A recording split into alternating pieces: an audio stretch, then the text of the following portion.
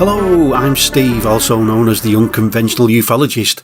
Welcome to From the Archives. This is a subsection of the Unconventional Ufologist channel, exploring little known UFO cases that have been gathering dust on the shelves, and now I'm presenting them as short videos.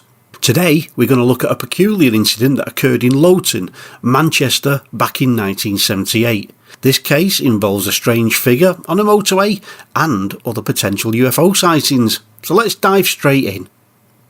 Our story begins on the night of October the 8th, 1978. The time 11:30 p.m. The location, the A580 motorway in Lowton, Manchester.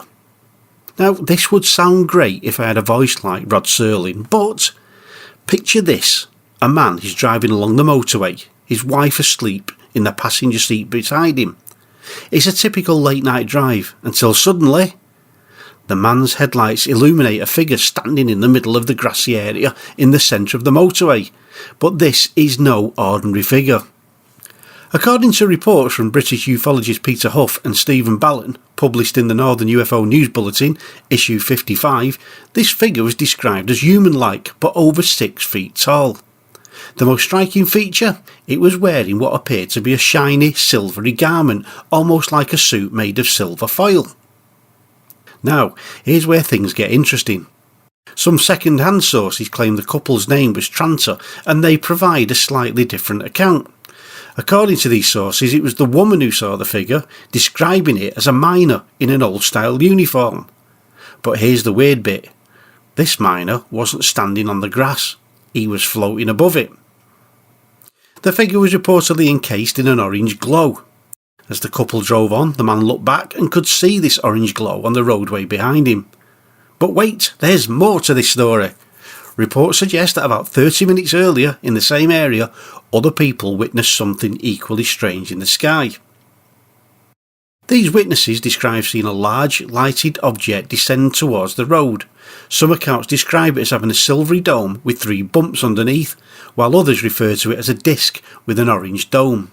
Also, coincidentally, on the same evening, and roughly at the same time, about 85 miles from Manchester in Birmingham, an 11-year-old boy would go on to report that there was a strange pale orange glow in his bedroom, and it was so bright that it kept waking him.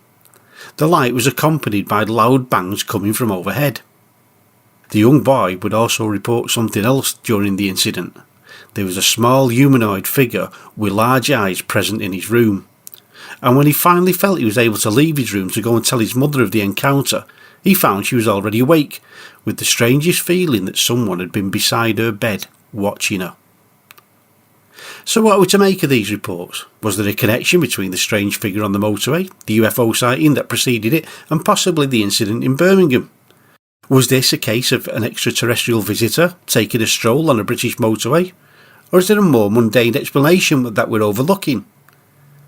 It's been said that the silver suit could have been a firefighter or a miner suit, so it's possible that a fireman, miner, or maybe someone on the way back from a fancy dress party had been out for a stroll and somehow learned the art of levitation.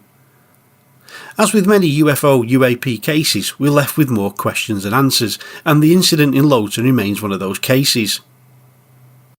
Anyway, that's all for this episode of From the Archives. I'm Steve Yarwood, reminding you to keep an open mind and always question the unexplained.